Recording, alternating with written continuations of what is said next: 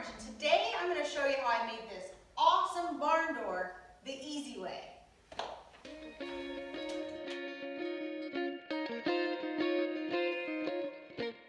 All you're going to need to build this door is a 3/4 inch sheet of MDF, some bender boards, a saw, a pin nailer, and some glue.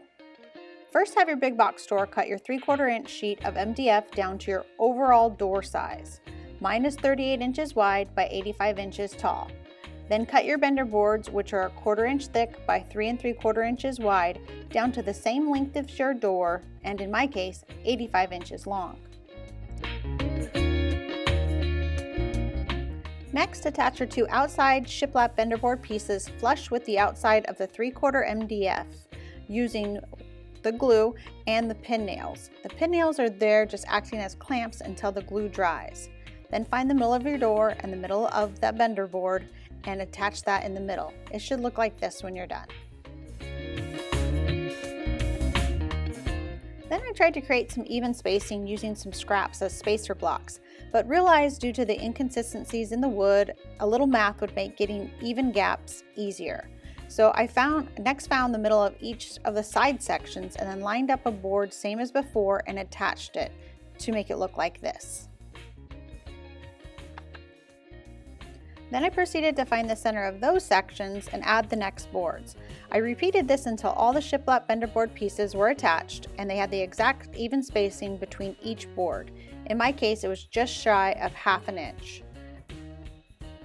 Oh, and then I repeated the process on the other side of the door because you want both sides of the door to look awesome, right? Next up was sanding, and since this was MDF, it was already smooth. I just really needed to break the edges of the MDF so they weren't sharp. And I used my new reusable sanding block from Diablo. It has a dense foam side that's great for this purpose. And on the other side, it's soft foam, great for sanding contours. I also like that it uses their sand net paper and that the foam is reusable. Thank you Diablo for sponsoring this video. Once it was all sanded, the last step was finishing. Prime first by painting in the grooves and then using a roller to smooth out the brush marks and prime all the top surfaces. Using a primer on MDF is a must as it tends to soak up a ton of paint. Once that was done, it was on to painting. I painted mine in black, tricorn black from Sherwin-Williams to be exact. It's my favorite black paint because it's a true black. No blue or green undertones. And once both sides are painted, you have built yourself an awesome barn door. The easy way, hooray! I love showing people who are intimidated at building things that it doesn't have to be hard or that you don't need a ton of tools for a piece to be awesome.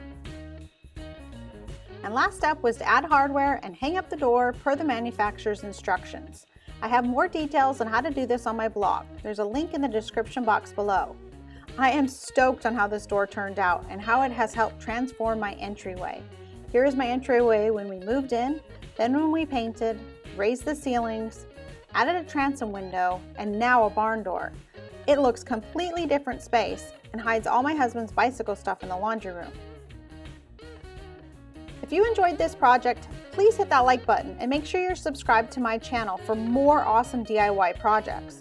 And if you're looking for more of a challenge at building a barn door, check out my video, How to Build a Barn Door with Tongue and Groove Joinery. Until next time, build loud, build wild, and have an awesome day.